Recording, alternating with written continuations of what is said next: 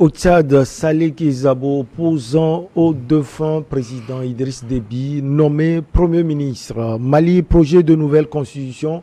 Bamako fait le choix d'un régime présidentiel. Et puis au Burkina Faso, appel à la libération d'un officier accusé d'avoir projeté un coup d'État. On termine par le Togo. SCTE 48, nouveau délégué pays pour faciliter les investissements de la diaspora. Nos invités sont en place. Ibrahim Acha, journaliste, directeur de publication de Temps Nouveau, et Francisco Napokura, directeur de publication de Tampa Express. Chers amis, bonjour. Ibrahim, vous allez bien? Oui, ça va, par la grâce de Dieu. Je vais bien et bonjour à M. Francisco Napokura. Et je salue aussi tous les téléspectateurs qui nous suivent partout dans le monde. Bonjour Francisco Napokura, vous allez bien? Oui, bonjour Michel et cher confrère Ibrahim. Et bonjour également à tous les téléspectateurs de la New World TV. On est là. Ici. C'est un plaisir. Un plaisir toujours. Allez, on commence par le Tchad opposant sous le défunt président Idriss Déby Itno. Il est nommé Premier ministre par Mahamat Déby Itno. Le fils Saleh Kizabo a conduit, si on peut le dire, le dialogue national. Sa nomination intervient au lendemain de la démission de l'ancien Premier ministre Albert Bahimi Bataké. Alors, on va suivre cet élément réalisé par la rédaction information de New World TV. D'abord, retour sur le dialogue national tchadien. Une cérémonie d'investiture qui rappelle une autre, celle du 8 septembre 2016, et dans cette même salle. Sauf qu'ici, c'est le fils qui succède officiellement et dans un même décor au père. Mahamat Idriss Déby Itno a prêté serment devenant le président de la transition au Tchad, une transition amorcée depuis le décès de l'ex-dirigeant tué en avril 2021 dans l'offensive de l'armée contre une rébellion dans le nord du pays. Ce lundi, le nouvel homme fort de N'Djamena, qui aura déjà passé 18 mois à la tête de l'État, annonce sa principale priorité. La deuxième phase de transition que nous entamons sera pleinement consacrée à la mise en œuvre des conclusions du dialogue national inclusif et souverain et à la mise en place d'un gouvernement d'union nationale. Clap de fin donc pour un dialogue national inclusif, ou presque, ouvert depuis le 20 août et qui s'est achevé samedi dernier dans la capitale tchadienne.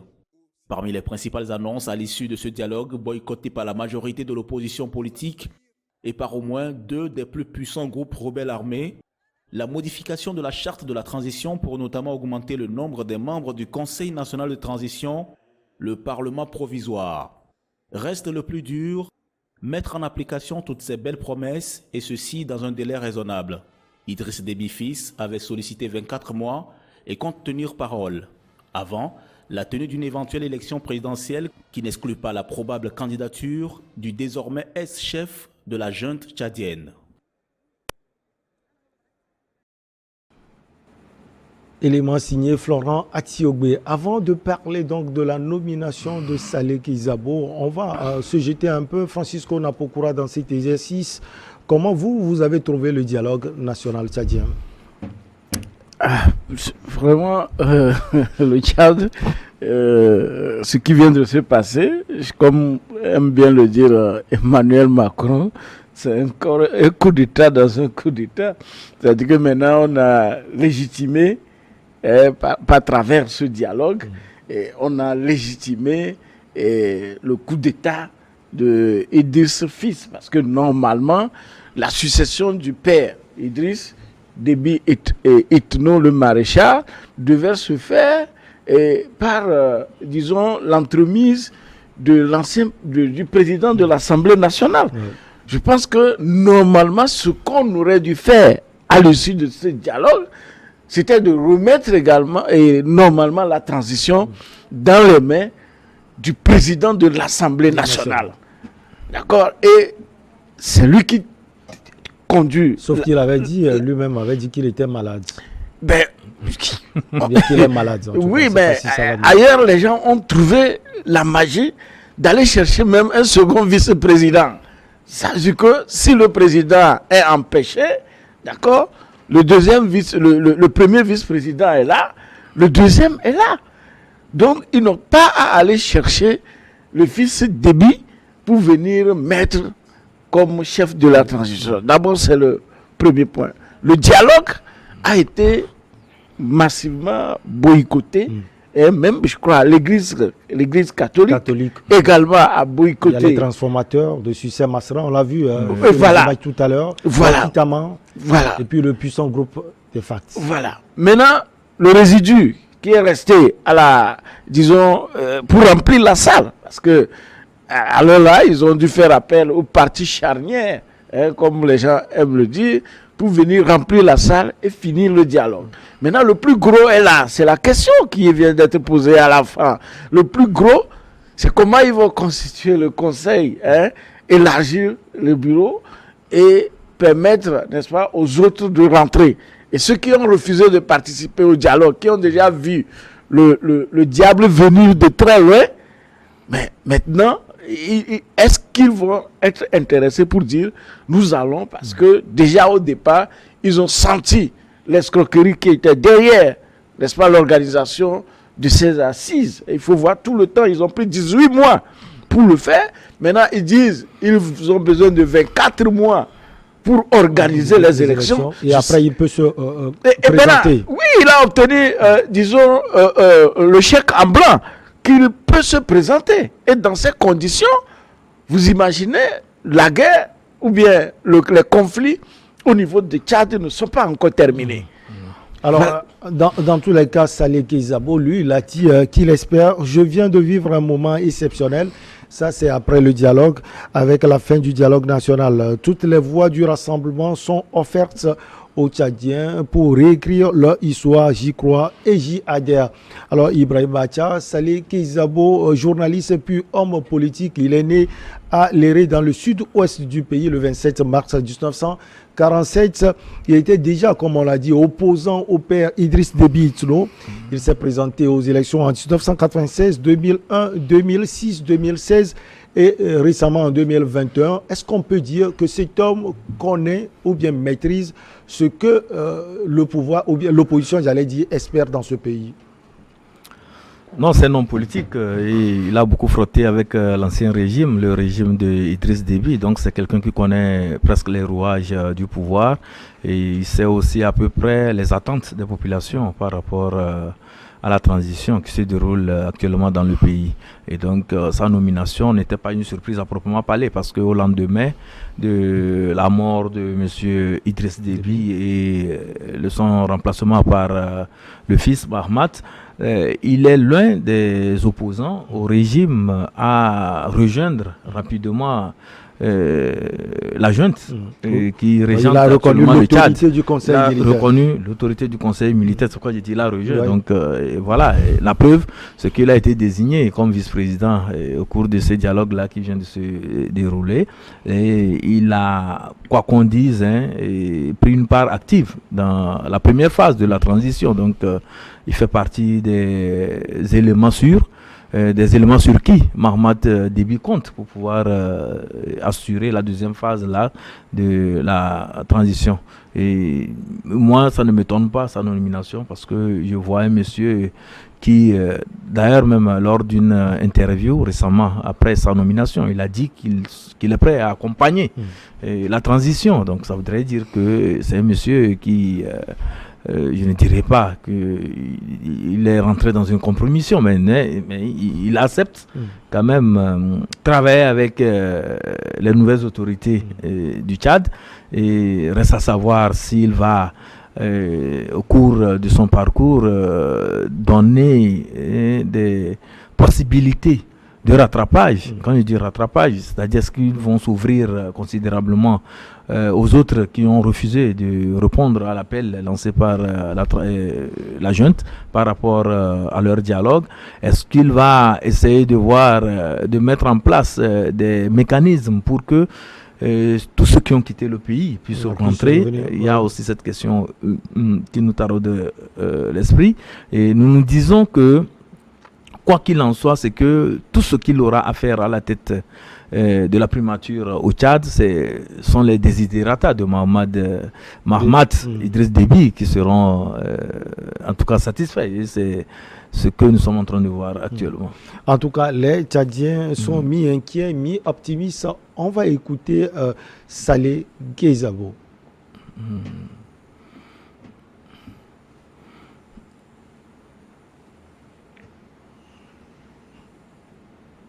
On va écouter le nouveau Premier ministre du Tchad, Saleh Kezabo.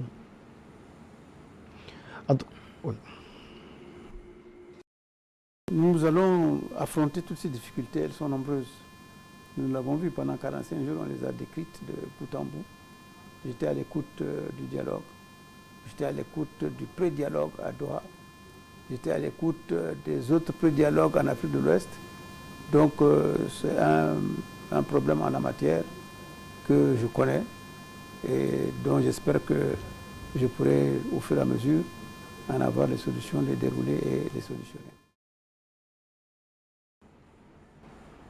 Alors Francisco, vous venez de l'écouter, il dit qu'il était à l'écoute de presque tous les dialogues, des pré-dialogues à tous les niveaux.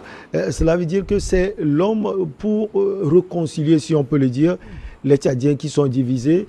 Entre-temps, on avait entendu qu'on misait sur Succès Masra pour conduire la primature. Finalement, le jeune leader des transformateurs a dit non, le choix est porté sur lui. C'est l'histoire d'autres pays qu'on transporte, peut-être au Tchad, surtout très similaire aux pays francophones d'Afrique, comme le Tchad. Et vous savez, en fait, normalement, le bon changement, on peut l'avoir, et normalement doit l'avoir à partir de l'ancien parti, c'est-à-dire que ceux qui avaient collaboré, comme lui d'abord, il était député, il était parfois, je crois, ministre, d'accord. Donc après, il est rentré dans l'opposition, et depuis la mort du père, du maréchal, qui s'apprêtait à être empereur, depuis sa mort, il est revenu au Bercail, à la maison. Et donc, voilà comment, aujourd'hui, il a participé à tous ces discours. Donc, c'est un homme de terrain qui connaît, qui maîtrise. Mais est-ce que, d'abord, on va lui donner les mains libres pour travailler, d'accord? C'est-à-dire que là où on l'a appelé de venir servir, peut-être que dans les couloirs, on va lui miroiter beaucoup de choses, lui faire des promesses. Non, vous aurez la main libre pour travailler, des choses. Bon, volontairement, il peut avoir toute, disons, la volonté, il a les capacités de conduire une action, mais on peut lui en empêcher. D'accord? Le système peut voir en lui aussitôt un danger. Donc, jouer avec lui. S'il n'est pas dans les compromissions, est-ce que nos opposants, quand vous avez les titres, quand on dit opposants historiques, opposants traditionnels, opposants charismatiques, c'est qu'on est en train déjà de les geler à retourner au Bercail et aller servir la maison. Donc, ce que nous voyons aujourd'hui au Tchad n'est pas nouveau en soi. On l'a déjà vu beaucoup ailleurs. Et réunir les Tchadiens, je ne sais pas si ailleurs ça a pu réunir les peuples et si ça a pu apporter quelque chose de significatif. Donc on risque de rouler dans les vieux schémas qui n'apportent pas grand-chose. Pourquoi vouloir toujours que ce soit le fils Déby qui assume la transition et aussi qu'on prépare? Parce qu'il a commencé par enlever les treillis, maintenant c'est civil. D'accord? C'est comme on est en train de nous dire déjà que, bon, il a démissionné, ce qui ne peut jamais être le cas. D'accord? Donc, forcément, avec le temps, ils vont encore reverrouiller parce qu'ils ont ce qu'ils ont aujourd'hui. Ils vont encore, peut-être après, reverrouiller tous les appareils et tout faire pour que les prochains scrutins qui vont se dérouler au bout des 24 mois soit à l'avantage du Déby fils, qui risque aussi de mourir au pouvoir. Parce que, quels que soient les temps de limitation de nos mandats, ils ont toujours la possibilité de sauter le verrou. Surtout que le Tchad est stratégique à la France. Nous-mêmes, nous avons vu. Parce que les gens nous reprochent souvent qu'on on parle trop de la France, mais tout le monde a vu au niveau de Déby fils, comment Déby fils a été intronisé d'abord pour faire la première partie, les 18 mois par la réaction de la Constitution. Il ne parlait pas de délai, personne ne disait mot, jusqu'au moment où ils viennent de faire. Après 18 mois, ça veut dire que 1 mois, 1 an et demi, ils viennent de faire, disons, un dialogue qui le porte encore à la tête de la transition pour 2 ans, ce qui fait déjà 3 ans et demi. Est-ce que vous voyez? Et maintenant, il est encore propulsé pour faire plus. Hein? Donc, il est jeune, il a les moyens, bon, comme il a le soutien également de l'extérieur. La volonté du peuple, c'est rien. D'accord? La démocratie, c'est la manipulation par une minorité qui manipule la majorité. Et souvent dans nos pays, avec le verrouillage des systèmes électoraux, on est garanti. Alors, Ibrahim Mathia, pour certains politiques tchadiens, Saleh Kizabo a toujours joué le jeu des Déby. Il a accompagné, pour eux, il avait toujours accompagné Idriss Déby Itno au cours des différentes élections. Je l'ai dit tout à l'heure, en 1996, 2001, 2006, 2016 et 2021. Il doit former un gouvernement d'union. Alors, comment vous voyez la configuration de ce gouvernement à venir? Non, je pense qu'il fera tout pour piocher certaines figures au niveau des formations politiques de l'opposition qui sont, disons, réticentes à rejoindre la transition. Bon, il fera tout. Il va jouer aussi sur ses relations parce que c'est un monsieur qui était aussi dans l'opposition et qui a beaucoup côtoyé les grandes figures de l'opposition tchadienne. Donc il va jouer sur ces relations, là, voir éventuellement comment les convaincre à venir au sein d'un gouvernement où ils sont, disons, appelés à apporter, à améliorer la façon de la gouvernance d'abord dans le pays et à faire en sorte que la réconciliation puisse être effective dans le pays, puisque aujourd'hui que le pays est en proie à des conflits, surtout qu'il y a des groupes politico-armés qui sont là et qui agitent le paysage médiatique. Il va vouloir aussi coopter certaines personnes qui pourront, d'une manière ou d'une autre, influencer le cours normal de la politique dans le pays de manière à ce que la paix règne, puisque c'est le défi, disons, majeur au niveau de ce pays. Il faut que la paix règne, que les gens ne se regardent pas en chien de faïence, surtout que le régime Déby est un régime qui a laissé beaucoup de stigmates dans la mémoire collective. Donc il va tout faire pour essayer de recoller le morceau, faire en sorte que le Tchad, la population tchadienne se retrouve dans un idéal commun, dans une volonté, dans une vision commune de faire progresser la société, de faire progresser leur pays. Bon, outre cela aussi, ça dépendra aussi de la ligne de conduite en tout cas du maître de la transition, puisque c'est lui qui l'a nommé. Et quand il a nommé, Dieu seul sait, le deal qui a été fait, puisque pourquoi ce n'est pas une autre personnalité qui a été nommée et que c'est précisément c'est sur lui que le choix a été porté. Donc vous voyez qu'il doit avoir forcément un deal, mais sous-entendu, nous n'avons pas les preuves qu'il y a eu un deal, mais dans ces cas de figure, lorsque un président ou bien un dirigeant est en difficulté, lorsqu'un dirigeant traverse des moments de turbulence, il fait tout pour trouver quelqu'un qui puisse venir être son faire-valoir, quelqu'un qui puisse l'aider à maintenir la barque le temps que qu'on traverse la zone de turbulence. C'est une béquille. Il a trouvé la béquille qu'il faut. Voilà, il a trouvé la béquille. Je pense que ils essaieront d'aller de l'avant. Toutefois, il va falloir que le nouveau Premier ministre aussi fasse extrêmement attention. Parce qu'il ne faudrait pas que sa carrière politique aussi ne soit affectée. Nous avons vu cela dans les pays francophones. Est-ce qu'il a 75 ans? Oui, est-ce qu'il a encore une carrière politique? Non, il en a. Non, c'est peut-être le dernier moment. Quand vous voyez un peu, c'est le dernier moment qu'il a en train de vivre. Continuer. Il a saisi. On va marquer la petite pause. Voilà, il a saisi la part.